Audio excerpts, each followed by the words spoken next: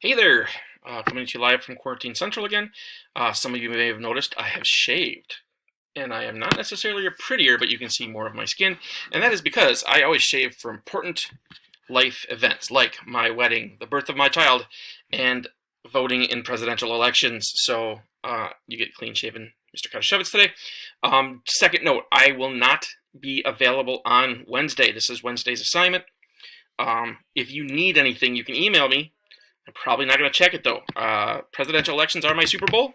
I will be up all night Tuesday night, and I will be sleeping almost all day Wednesday. So accordingly, your assignment for today is not due until Thursday at midnight. That gives you a chance to email me, get any questions done. I would still suggest you get it done. I don't think it's difficult. Get it done anyway, but if you have any questions, email me. I will respond to them on Thursday, and you'll still have time to get them done. That means Thursday and Wednesday are both due on Thursday. So make sure you stay up on your work. Okay. Let's talk about your notes real quick. Last thing we were talking about was the Articles of Confederation and kind of the doom that's going to cause them. The thing the Articles of Confederation were great about were freedom. They gave people freedom. They gave states freedom. They gave the people lots of rights, not directly, but they gave the states the chance to give the people the rights, and the federal government did not in any way, shape, or form interfere with them. So now let's get into some specific issues that they had with the Articles of Confederation. We're going to talk about some successes too, but some issues that they had. And these really come down to the exact same problem. If you give people freedom, is that a good thing? Of course it's a good thing. Can it get out of hand? Yes, it can. And we're going to talk about that today. And that's what your assignment was yesterday, was to talk about like how can freedom and rights go wrong. We believe very strongly in those freedom and rights, but there has to be some type of like limitation on a lot of those. So let's talk about those today. Come on, computer, you got this. There we go. All right. So one of the first things we mentioned this in the last chapter. We are now 13 colonies. 13 states, formerly 13 colonies. Each state considers itself a country. We've got all of this land over here that each state or country wants to lay claim to. And some of them, it seems pretty obvious. I mean, they border it, right? But what about poor New Hampshire? Does New Hampshire not get land because they don't border it? What if Georgia wants all of it? Okay, so figuring out who gets these land is going to be a tricky issue because every state wants it, every state lays a claim to it, and we don't have a powerful government that can decide who wins on this. So, wrong way. So all of the articles had to be approved by every state, the Articles of Confederation themselves. So in order to adopt these, every state had to sign on. If you wanted to add an article, which is a new law, if you wanted to make a new law for the country, then all of the states had to agree to it to change the articles. So deciding what to do with this land was something that would have to add a new article of confederation. The Articles of Confederation was like 50 different rules, okay? So a 51st rule would have been, how are we going to handle this land out here? The states actually did a very mature thing, and they said, we're all going to give up our right to this land, and we're going to let the national government, the National Congress, that really weak group of people that gets exactly one vote for each state, they're going to make a decision, and they're going to set up a system. And this was just about the only smart thing our country did under the Articles of Confederation, because it made it so the states didn't go to war with each other. You'll notice a lot of these guys border several states, so they would have been fought over. We'd see wars between states, and the states with the larger populations would dominate and stuff like that. So they just gave it to the federal government, and I say federal government, the national government, and the national government's going to set up a new system. So they're going to parcel it up, they're going to sell it, and they're going to come up with a new system for how to become a state. So no state gets this land. Each area of land gets to become a state of its own. And that's how, as you see, Michigan, Wisconsin, Illinois, Indiana, Ohio, what we now think of as the Big Ten states, the Great Lakes states, almost all of them get admitted according to this plan. So they come up with a really smooth and smart plan to come up to admit states to the Union. It's 3 steps, and you cannot move on to the second step until the first step's done, and you can't get to the third step unless the first 2 are done. So it's like a ladder. The first step is that Congress itself is going to give you a governor, which is somebody that's going to keep the law and order, a secretary who's going to do, like, I mean, we think of like a secretary that does paperwork, but that's kind of what it was. Like, they keep the affairs in order. And then 3 judges that are not only going to deal out justice, like if you have somebody that breaks the law, but also handle disputes between landowners and decide who has rights to what waterways and stuff like that. So once those are set up, it's a matter of population. As soon as you get 5,000 free adult males, slaves don't count because you could buy those and import them. 5,000 free adult males, you can elect your own legislature, your own Congress to make rules for you. Until then, these guys are in charge. Once you get to 5,000 free people, you get to elect the legislature. That legislature sets the new rules and can now appoint new governors and new justices. So you're kind of ruling yourself. And then once you get to 60,000 free adult males, you can ask to become a state. There's going to be other rules added later. Like one of the rules is that you have to have your capital somewhere near the middle of the state, which is why Lansing is Michigan's capital, not Detroit. Detroit seems like the obvious one. It's where everybody lived. Okay, Illinois has Chicago up here, but Springfield down here is their capital. So there's going to be other like minor requirements, but you couldn't even apply to become a state until you had 60,000 people. And then you had a legislature elected. That's just about the only thing that went well under the Articles of Confederation. Everything else is just going to fall apart. We're going to win a war for independence with the Articles. We're going to settle the peace with Great Britain. We're going to set up rules for the new territory. Those are very basic things. Everything else, the Articles are a failure at. So the Articles do not keep the states in line. The Articles do not settle disputes between states. The Articles don't even really allow our national government to do what a government needs to do. A government has to protect its citizens. A government has to control an economy. A government has to give its citizens, services that it needs, like roads, libraries, schools. And our government under the Articles just couldn't do that stuff. So there's a lot of problems, and the Articles are going to bubble up into a huge problem very quickly. Most of it's going to revolve around money. If you think about the Revolutionary War, it was kind of started because of money and taxes. Money's going to always be a problem in America, and not just having it, which would be nice, but who's allowed to control it.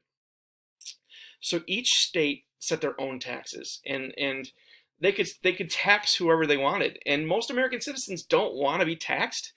So each state started taxing the other states. So how do you do that? It's called a tariff.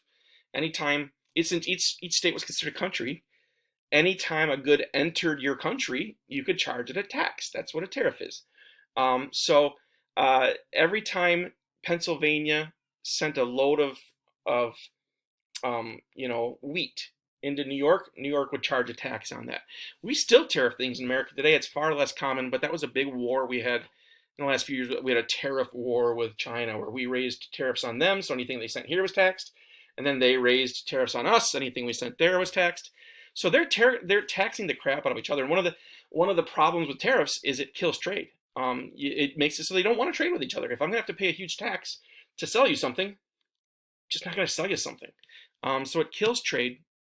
So the states stop trading with each other and they only trade locally.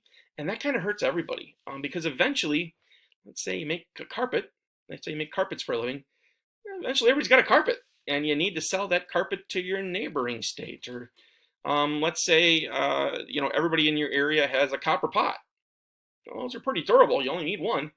So you got to start selling it to other states. And that really becomes expensive to sell it to other states.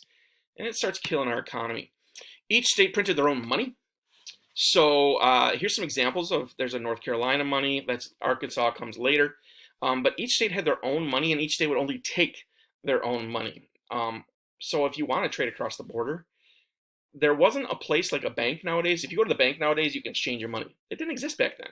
So they would only take money from their own state. So let's say you're a guy that traded in a few different states. You'd have to have a whole bunch of different money sitting around, and you couldn't really invest it in your company. You couldn't make your farm better because you had to sit on this money because it was the only way to trade with different states. And then think about, let's say England comes over with a big ship full of stuff and wants to kind of sail down the coast and trade.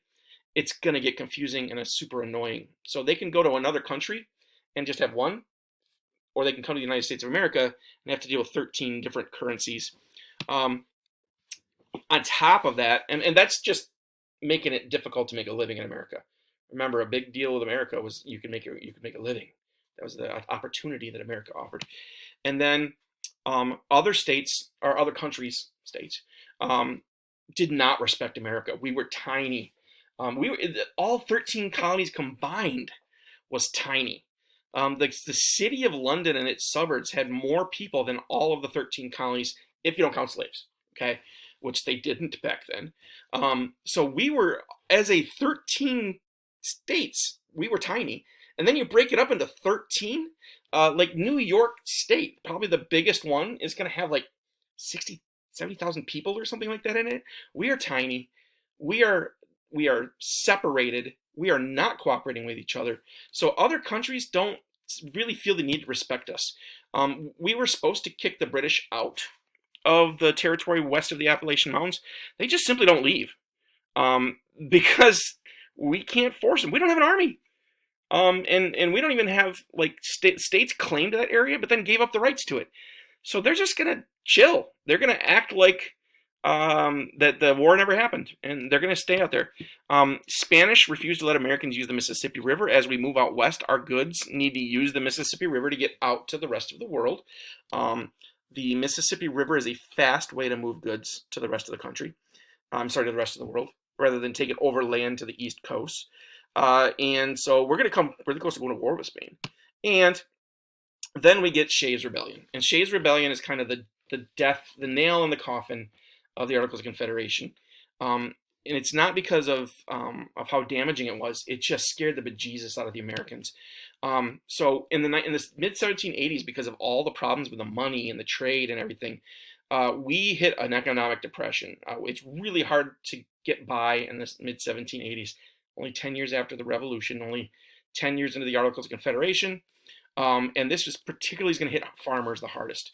Farmers are having a really hard time finding ways for people to get their food across state lines and not have to pay all those tariffs. The farmers are having a hard time getting a hold of seeds and farm implements that they need. So angry farmers were asking their state legislature to help them. State legislatures didn't have the money to help them because they were broke because nobody was paying taxes. So they turned to the federal government. Of course, the federal government had no power whatsoever. They had no way to help them. They had no money to help them. So a guy named Daniel Shays starts getting together a bunch of angry farmers. And I joke around all the time in world history class about like having a revolution with pitchforks and torches. That's a movie reference, but this is kind of what Shays' Rebellion was. I mean, they had guns, but they were also they grabbed their farm implements, they grabbed their guns, and they just improvised, stormed the castle, stormed the state capitol. So they go to this happens in Massachusetts. They go to Boston. They start seizing weapons from a state warehouse. I believe they actually burned down. Oh no, that's the Whiskey Rebellion. But eventually, the only thing that stops them is another guy puts together a militia and marches out and pleads for them to go home. That's it. So there's no police force, there's no army, there's nothing to stop these guys. And this is the problem that we realize in America is that if you don't have a police force, if you don't have an army, if you don't have a way to control your citizens, they'll do whatever they want. This is freedom. These guys, with the freedom, the right to bear arms and the freedom of movement and the freedom of speech in America, rebelled. They came into the state capitol. There was no way to stop them. Luckily, they chose to go home. If they had chose to fight, then there would have been no way to stop them. There was no army. There was no Continental Army. There was no Massachusetts Army. There was local militias that worked together and came out and, not kidding, talked them out of doing what they were doing. Cooler heads prevailed. If that hadn't happened, who knows what would have changed in American history. So these guys didn't really do any serious harm, but what they did is it scared the bejesus out of the state legislatures. They realized that any small group of people could overthrow our government, and we need to have some type of central power that can deal with these issues. Okay? I'm going to make another video about your assignment. Give me a second.